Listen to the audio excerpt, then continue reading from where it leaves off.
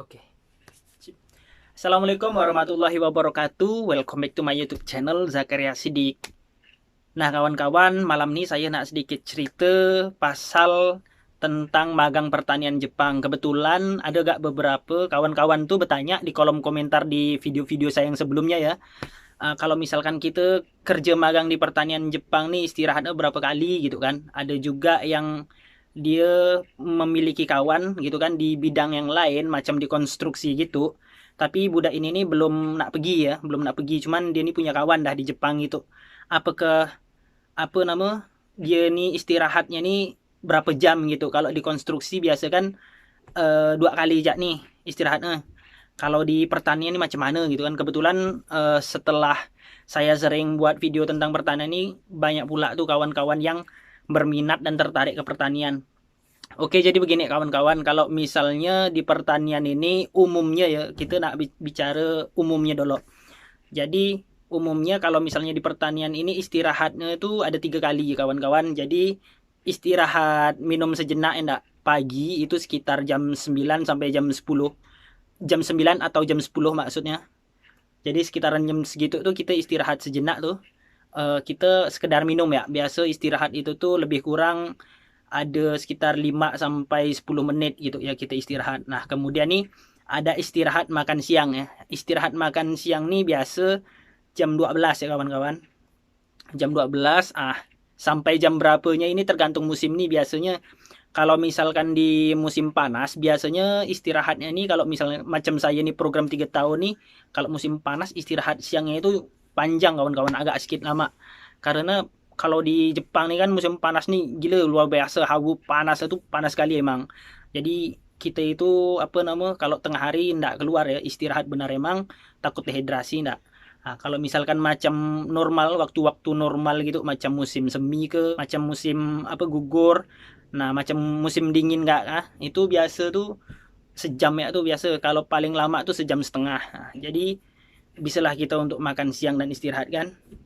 Kemudian ada gak yang ketiga nih istirahat.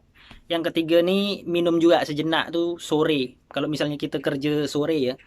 Kalau misalnya kerjanya cuma setengah hari, lepaslah tuh istirahat yang ketiga tuh.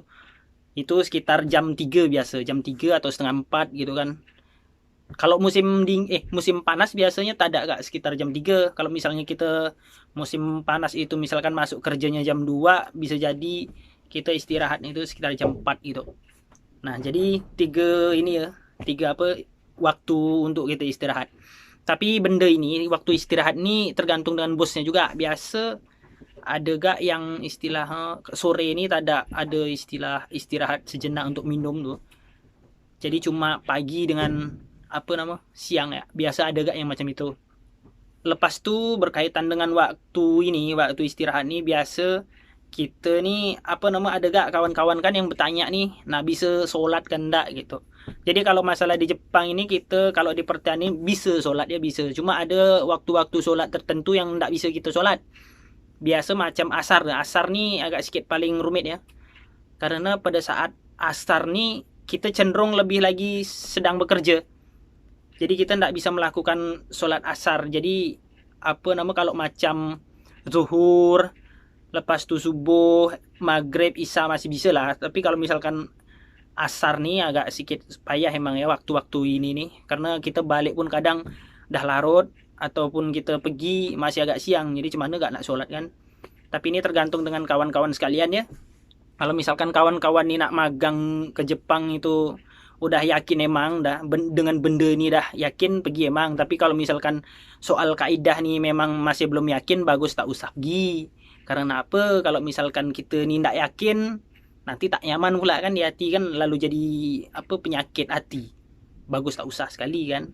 Nah, kayak gitu. Jadi kalau misalnya zuhur, kalau misalnya kita balik ke rumah masih bisa kita sholat bagi yang nak menjalankannya. Tapi kalau yang enggak ya terserah lah karena itu apa nama urusan pribadi enggak.